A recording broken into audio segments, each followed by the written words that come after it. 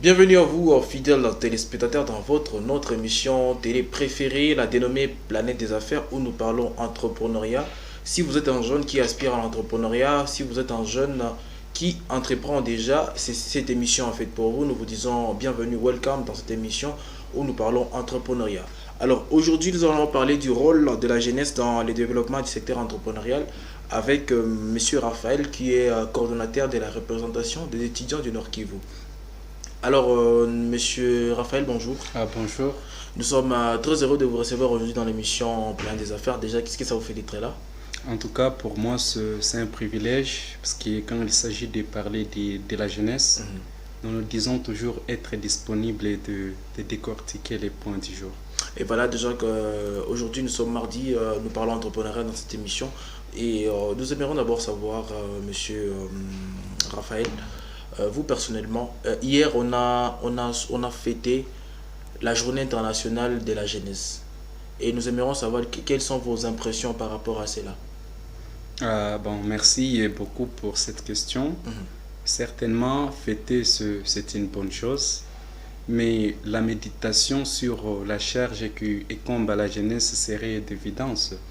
Parce qu'en premier, nous devons savoir qui est le jeune, qui est un jeune vis-à-vis d'une fête. La fête n'est qu'un passage, mais nous devons d'abord savoir qui est un jeune. Et si nous sommes en mesure de nous répondre à ces questions, je crois que il s'avère indispensable alors que l'on mette la fête au préalable. Et voilà, maintenant, comme nous sommes en train de parler de la jeunesse, nous aimerions d'abord savoir comment vous définissez d'abord la jeunesse, tout de même. Et qui est jeune? Merci beaucoup. Certains gens, à l'instar de Marc Artir, disaient que être jeune, la jeunesse est un état d'esprit. Et je crois qu'on ne peut pas les mettre en doute. C'est sa pensée. Et d'ailleurs, je pourrais autant m'aligner à cette pensée. Mais fort malheureusement, nous sommes dans une société où on incrimine la jeunesse à plusieurs noms. Et surtout, vous constaterez, d'une part, les gens disent que être jeune, c'est être drogueux, c'est être alcoolique, c'est être tous les antivaleurs possibles. Et pourtant, on ne peut pas juste dire que la jeunesse, ce n'est que les antivaleurs. Non. Être jeune également, il s'agit d'une dynamique, d'un espoir, d'une joie, d'un enthousiasme que pourrait dégager cette dernière. Je m'en excuse. Donc, les jeunes ne serait-ce que des antivaleurs, mais également il y a les côtés positifs des jeunes que nous disons qu'ils peuvent donner le meilleur d'eux-mêmes. Il suffirait justement qu'on lui donne aussi cette possibilité, cet espace de s'exprimer et vous trouverez que quand même les jeunes peuvent faire quelque chose. Et donc, à mon humble avis, la jeunesse, c'est un état d'esprit. C'est juste un état d'esprit. Oui. Et pour vous, pratiquement, qui est jeune pour vous? Pratiquement, qui est jeune, c'est toute personne qui inspire à la vertu, qui inspire au meilleur et qui inspire à la grandeur. Et voilà.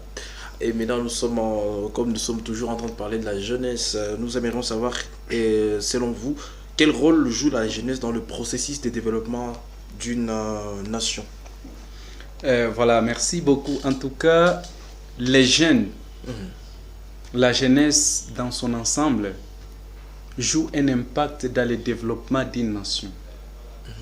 Et pourtant, beaucoup ignorent cette maxime selon laquelle il faut investir à la jeunesse.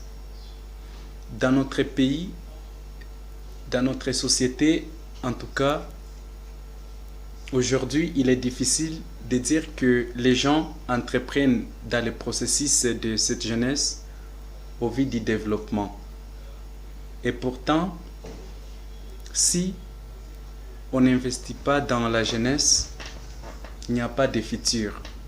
Et d'ailleurs, qu'il me soit permis de dire que si tu veux tuer un pays, il faut tuer premièrement la jeunesse. Et dans quel aspect? Dans l'éducation. Et donc, quand l'éducation est tout au départ biaisée, certainement, on ne pourrait que créer les futurs d'une jeunesse médiocre. Et donc, la jeunesse a un impact sous d'autres cieux. Et je crois que je pourrais inviter également nos autorités à beaucoup marteler dans notre jeunesse. Parce que quand on parle de l'armée, il faudrait qu'il y ait des jeunes. Quand on parle de football, il faudrait qu'il y ait des jeunes.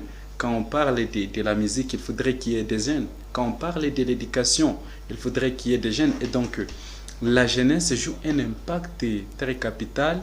Et donc, on ne devrait pas vraiment s'en écarter. On doit beaucoup investir en elle. Dans tout cela, c'est quoi d'abord le rôle principal de la jeunesse? Quand on veut parler, par exemple, du développement de la RDC, on s'est dit que la RDC doit se développer.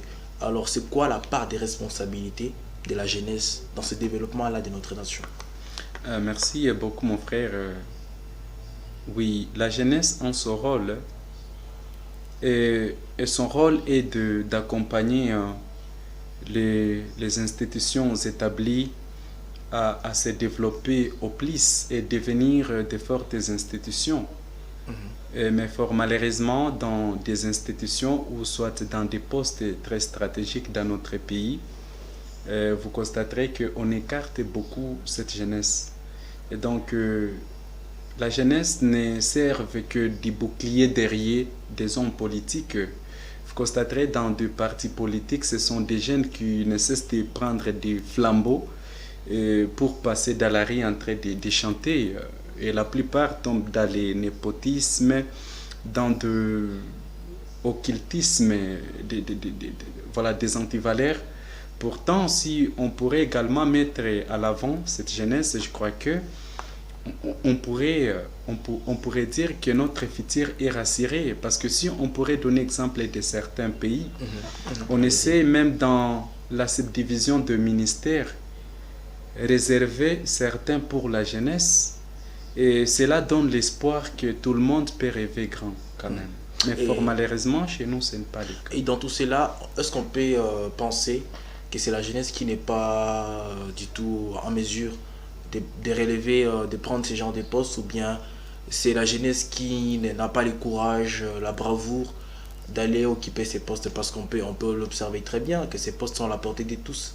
Mais combien de jeunes, par exemple, ont la possibilité, ont ce courage-là d'aller chercher ces genres de postes, comme vous le disiez, par exemple, dans les institutions publiques et tout ce qui va avec, les ministères aussi? Merci. Certes, beaucoup l'affirment que peut-être que la jeunesse ne s'y implique pas davantage, mais à mon humble avis, je ne serais pas d'accord. Parce que nous ne sommes pas dans les années 1900, dans l'essai d'avant 1960, non. Aujourd'hui, on pourrait dire que quand même la jeunesse a étudié et la jeunesse peut entreprendre. Mais fort malheureusement, nos autorités semblent également détruire nos ambitions. Parce que quand un étudiant, quand un étudiant se donne la peine de terminer ses études et que pour devenir chômeur dans la rue, en tout cas ça écœure. D'une part chez les parents, également sur la personne elle-même. Et vous constaterez que la plupart font profil bas et servent dans des groupes armés, dans le simple fait que, en tout cas, il n'y a pas une politique d'anticipation que notre pays pourrait entreprendre pour prendre de la jeunesse une manœuvre du futur. Et voilà que vous nous avez dit, que vous venez de dire que le gouvernement ne donne pas de la valeur à la jeunesse, c'est ça? Bon, personnellement, je dirais que au moins à 10% oui, mais à défaut, non. Et donc, notre gouvernement devrait également, parce qu'il est toujours dit d'une citation que être éduqué également, c'est imiter les voisins. Et donc, notre gouvernement, nos autorités doivent également s'inspirer d'autres pays pour voir comment on peut développer la jeunesse. Mais quand on essaie de voir à la lire des choses, en tout cas, il est difficile de dire que nous avons un futur rassurant. En tout cas, personnellement, il m'est difficile d'affirmer. Imagine, on est en train de parler sur l'impact de la jeunesse dans l'entrepreneuriat. Aujourd'hui, nous allons y arriver. D'accord. Nous allons y arriver. Et donc, aujourd'hui, on doit comprendre que la jeunesse peut faire quelque chose, peut bouleverser les choses. La jeunesse peut avoir certaines bonnes attitudes que les gouvernements doivent utiliser pour construire notre nation. Et parlant du gouvernement, je me retrouve intrigué par une petite chose. Je trouve que le gouvernement est également constitué des jeunes. Je citerai le ministre de la Communication, M. Patrick Mouyaya, c'est un jeune comme nous. Il est très jeune, et tant d'autres. Alors, selon vous, vous dites que le gouvernement ne soutient pas la jeunesse, alors que le gouvernement lui-même contient des jeunes. Alors, comment pouvez-vous lever cet équivoque-là? Mais merci beaucoup. J'ai bien souligné que notre gouvernement soutient à défaut, à moindre, devrais-je dire. Parce que quand on essaie d'analyser, la représentativité est moindre dans les gouvernements. Et si vous trouvez mieux, même ces moindres-là que dans les gouvernements, travaillent mieux que nos vieux qui sont bourrés même de l'âge. Et donc, on devrait donner aussi place à notre jeunesse. C'est possible que notre pays se développe à travers notre jeunesse. Et pour finir, pour clore la partie où nous sommes en train de parler de la jeunesse, Monsieur Raphaël, j'aimerais savoir, selon vous, actuellement, nous sommes dans la démocratie en RDC. Nous sommes dans la démocratie. Ne pensez-vous pas que le fait qu'à chaque élection, la jeunesse ne se présente pas à un grand nombre de la jeunesse ne se présente pas aux élections, impacte négativement la représentativité de la jeunesse dans les institutions de l'État, selon vous? Certainement, en tout cas, c'est très mauvais. Et je ne peux que inviter les jeunes à s'inspirer aux grands tels que j'ai dit, également à l'avertir et au meilleur. Mais fort malheureusement, pour certains, surtout côté féminin, bien que cela est inclus aussi dans la jeunesse, ne dit que ceci appartient à une telle classe, ce qui n'est pas en tout cas une chose à affirmer. Et donc nous devons comprendre que la jeunesse doit quitter cette mentalité et de se dire aussi, être à mesure de relever les défis que nos vieux ont échoué quelque part. Et voilà, c'était la partie où M. Raphaël nous parlait de la jeunesse. Lui qui est coordonnateur, voulais-je dire, de la représentation des étudiants du Nord Kivu.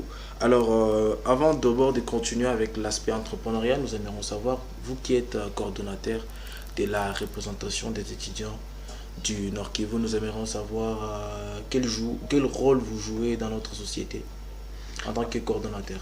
Merci beaucoup.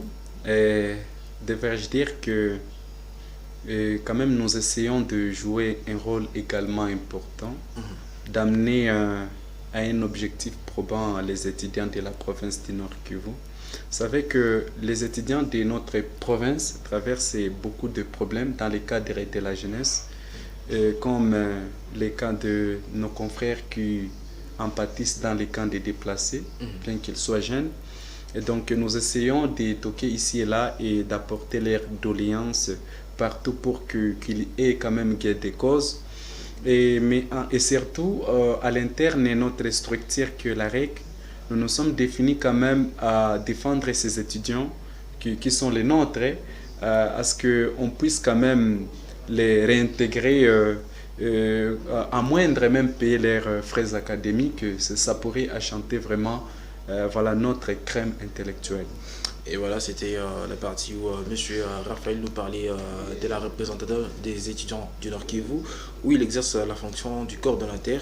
Et également, il nous a parlé, si vous venez de rejoindre notre émission il n'y a pas longtemps, il nous parlait également de la responsabilité de la jeunesse au niveau de notre pays, où il a incité d'abord le gouvernement à s'y charger, à allouer beaucoup de budget, un budget conséquent pour la jeunesse et la formation, l'éducation de la jeunesse, tout en invitant la jeunesse aussi à s'impliquer différentes responsabilités afin de permettre à notre gouvernement de lui donner assez de place pour exercer son influence et sa responsabilité. Et voilà que nous allons nous axer vers l'entrepreneuriat, où M. Raphaël va un peu plus nous parler sur l'entrepreneuriat et comment il définit d'abord l'entrepreneuriat. Merci beaucoup. C'est un point très important à nos jours que j'inviterai tous les espaces possibles et des institutions de beaucoup en parler avec la jeunesse et surtout voilà, l'autorité habilitée dans l'éducation d'intégrer cette approche d'entrepreneuriat. C'est là pour savoir être émancipation quant à ça. Alors, en parlant de l'entrepreneuriat, à mon humble avis, je suppose que un jeune, ou soit toute personne, doit avoir une perspective de vouloir quand même avoir son entreprise, parce que le fait de dépendre autant de quelqu'un ne donne pas, ne donne pas de respect. Et donc, les jeunes aussi doivent, peut soit-il, s'inspirer à avoir quelque chose de ce qui pourrait en tout cas les permettre d'être autonomes. Et donc, à mon humble avis, l'entrepreneuriat, c'est ce que j'appellerais voilà, cette action de vouloir se débarrasser d'une dépendance quelconque. Et c'est l'entrepreneuriat selon vous. Et dans le processus de développement d'un pays, dans le secteur de l'entrepreneuriat, quel rôle joue la jeunesse pour permettre à son pays de développer le secteur entrepreneurial? Merci beaucoup. Quel rôle joue la jeunesse pour permettre à son pays de développer son économie, développer, je ne sais pas, le secteur de l'industrie, la sécurité, et tout ce qui va avec? Merci beaucoup. En tout cas, la jeunesse joue un rôle important dans ce que vous veniez de parler. Mais en premier, je devrais dire, voilà, pour l'entrepreneuriat que personnellement, aujourd'hui, j'ai appelé technologie, que dans cette technologie, il y a plusieurs points, entre autres. Il y a l'entrepreneuriat, il y a l'agriculture, il y a l'élevage et consorts qui font partie toujours de la même chose. Sous d'autres cieux, aujourd'hui, c'est cet aspect que l'on ne cesse de développer, que l'on ne cesse de marteler pour permettre à ce qu'il y ait une couche sociétale libre et autonome d'elle-même. Et donc, la jeunesse joue un rôle très capital. Mais fort malheureusement, sous notre ciel maintenant, en tout cas, l'investissement est à moindre. Et donc, je dois dire que la jeunesse n'est pas autant bien considérée. Et pourtant, à ce côté-là, je crois que la jeunesse peut jouer un grand rôle capital. Il suffirait que l'on crée des approches aux universités, lesquelles pourront permettre à ce que chaque jeune présente son projet du cadre entrepreneurial et que ce dernier soit soumis voilà, au gouvernement et que le gouvernement délibère un fonds quelconque pourra permettre à tous ces jeunes-là d'être un peu libres, comme le fait d'autres pays. Mais chez nous, ce n'est pas le cas. Vous constaterez qu'une institution, il y a des milliards de gens qui ont des projets, mais ces projets ne demeurent que dans leur mallette parce qu'ils n'ont pas de suivi. Et pour quelques-uns qui ont des incubateurs et sollicitent des finances, vous constaterez que des suivis restent à désirer, restent au milieu du terrain. Et donc, les jeunes, pourtant, ils pourraient avoir un grand rôle, semblent être écartés. Et c'est là, en tout cas, nous jeunes, de dire même. Et voilà maintenant, pour toujours poursuivre avec la question de l'entrepreneuriat, parlons de la responsabilité de la jeunesse dans le secteur entrepreneurial. Dites-nous quelles sont les personnes physiques ou morales qui peuvent soutenir, accompagner et booster la jeunesse dans le processus de développement. Merci. Je ne parlerai pas peut-être des personnes physiques. Je dois beaucoup parler sur les personnes morales. D'accord, allez-y. Dans un pays sérieux, c'est le secteur privé qui développe un pays. et qui pourrait permettre à ce que ce secteur privé se développe, c'est le gouvernement qui serait à mesure d'alléger les temps de... Voilà, tout ce qui est impôt et tout ce qui est exigence pour permettre à la jeunesse de se booster. Et donc, ces personnes physiques, en premier, c'est les gouvernements. Et donc, si un gouvernement a une volonté de s'imprégner de l'entrepreneuriat, c'est très possible. Je donnerai exemple de Singapour. À l'époque, quand Lee Kuan Yew avait conçu cette idée selon laquelle mon pays doit être développé, je crois qu'il n'a pas tourné à plusieurs portes. Il a pris d'abord la manœuvre qui est la jeunesse et développé beaucoup les côtés économiques, c'est-à-dire entrepreneurial, pour permettre à ce que ces jeunes accroissent. Et aujourd'hui, je vous rassure, vous constaterez qu'au Singapour, la majorité des jeunes quand même se développent indépendamment d'eux-mêmes, dans le simple fait qu'il y avait d'abord une vision. Et donc, la première personnalité morale à contacter, ce serait le gouvernement, par sa propre vision de vouloir développer les pays, pour en permettre à ce que quand même qu'il y ait cette croissance entrepreneuriale que nous sommes en train de développer. Et c'est la première personne et la toute dernière alors? Ce ne serait pas la toute dernière. Également, on pourrait contacter à ce point maintenant les personnes physiques. Parce que vous constaterez que dans notre société, nous manquons ce que l'on appelle les mentors. On manque des modèles.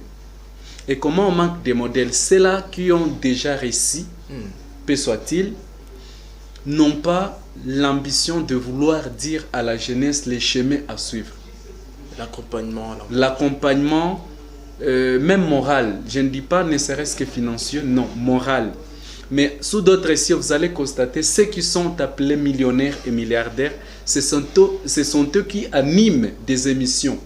Ce sont eux qui ne cessent de faire des conférences de grande envergure qui éveillent les consciences des masses. Mais sous notre ciel même, si vous essayez de prendre le contexte de notre province et de notre pays, c'est là, entre guillemets, qui ont quelque chose, en tout cas n'ont pas ce sens-là d'éveiller la conscience de cette jeunesse, ce qui n'est pas également bonne chose. Et raison pour laquelle vous allez vous rendre compte que la plupart des jeunes ne fait que s'orienter en politique. Et pourtant, sous d'autres cieux, la politique n'est pas le socle du développement. Non, ce qui est le socle du développement, c'est tout d'abord l'entrepreneuriat. Et donc, nous devons changer la donne, nous devons changer la philosophie de voir les choses, surtout notre gouvernement en premier étant la personnalité morale, ainsi que des personnes physiques, à l'instar des opérateurs économiques, de vouloir autant animer des émissions comme celle-ci et de passer sur des plateaux de Hope Channel et partout, en train d'éveiller la conscience des masses. Notre jeunesse pue. Merci. Voilà, merci beaucoup. C'était une très belle intervention. Vous avez lancé un message à nos différents hommes d'affaires, à nos différents hommes riches, si je peux les dire comme ça. Si vous savez que vous avez déjà réussi dans la vie et que votre parcours peut inspirer un certain nombre de jeunes, l'émission Planète des Affaires est là pour inspirer la jeunesse. Alors, ne gardez pas votre parcours pour vous-même. Ce parcours-là peut inspirer un grand nombre de jeunes. Alors, pourquoi ne pas nous contacter et nous dire si vous nous partagez votre agenda afin que nous puissions faire une émission ensemble et éclairer la jeunesse dans ce sens de l'entrepreneuriat. Voilà, toujours dans ce sens-là, Monsieur Raphaël, nous sommes en train de poursuivre et nous aimerions savoir que devons-nous retenir, parce que c'est une question